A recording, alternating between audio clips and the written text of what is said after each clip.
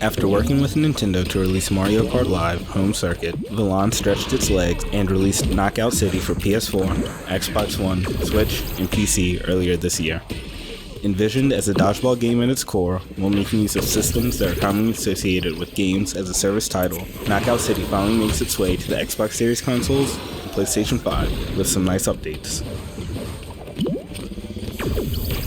At its core, Knockout City is a dodgeball title, though one with a slight tilt on the traditional rules. The main tenet of dodgeball still applies here. Hit your opponents with the ball and they're out. The standard game mode is a 3 vs 3 team knockout mode that's split into 3 rounds. The first team to 10 knockouts wins the round. Each brawler gets 2 hearts, meaning that they can be hit twice before they're knocked out. Catching an opponent's ball doesn't render them out, but instead causes you to regain some health. Targeting enemies is done automatically through a lock-on mechanic, which is surprisingly well done, as I haven't noticed any issues with targeting even when I see a group of opponents on screen. When somebody locks onto you, you'll receive a border warning, and when they throw, the border will also alert you to the direction of the incoming ball. Knockout City's graphical style is vibrant and quite reminiscent of Fortnite. Where it sets itself apart, though, is the greaser aesthetic that's so prevalent throughout the game, including the diner map and the cars that bring the brawlers to the game levels. This aesthetic also spills into the customization items present for characters, from their hairstyles to their jackets. While each map featured in Knockout City has their own quirks, I certainly feel that they are more gimmicky than anything else. There are no maps that have additions that can be utilized for true gameplay purposes or to gain an advantage on the opposing players. For example, Rooftop Rumble has high-speed wings that will propel you to the other side quickly when you make use of your glider, but there's little use for this as it is quite situational to use in actual gameplay. Balls spawn at designated areas around a given map, and each map is unique in the amount of ball spawns and potential types of balls available to play.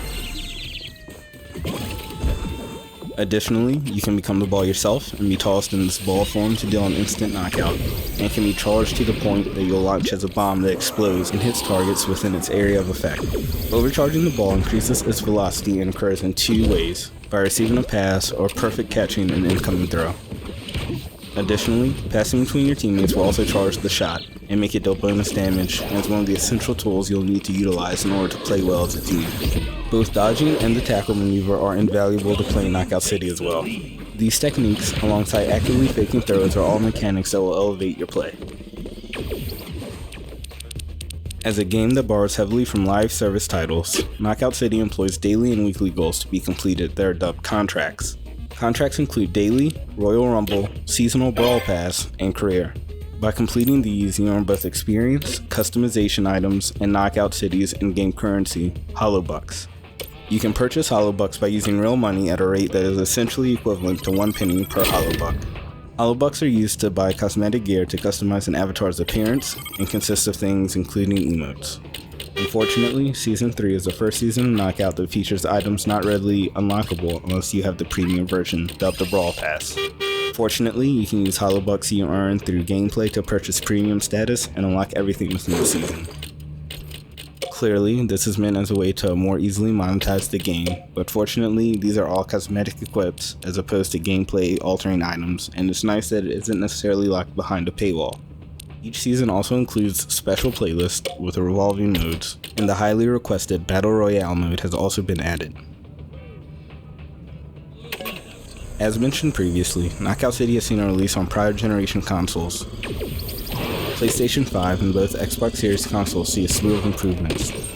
Both Series X and PlayStation 5 run at a native 4K and 60 frames per second, while Series S runs at 1440p and 60 frames per second.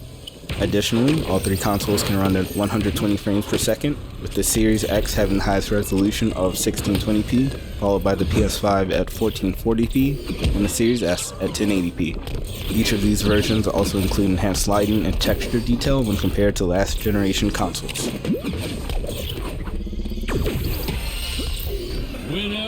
Knockout City excels in what it sets out to be, a competitive yet easy to get into dodgeball game.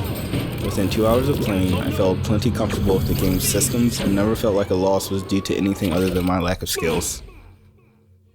Despite its games as a service mechanic that are seemingly increasing as time goes on, As of this review, Knockout City is only a game to check out if you're interested in changing up your competitive game of choice.